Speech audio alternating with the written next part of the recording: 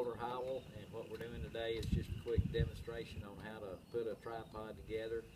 So basically what we're going to do is when you start off, you want to get them one direction, one the other. Come right through the middle, swing that one around.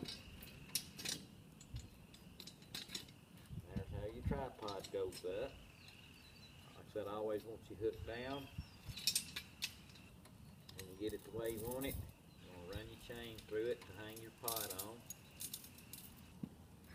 When you get your height set correct, you're going to drop your pin through the hook. And then I like for a safety latch to put the other chain through here.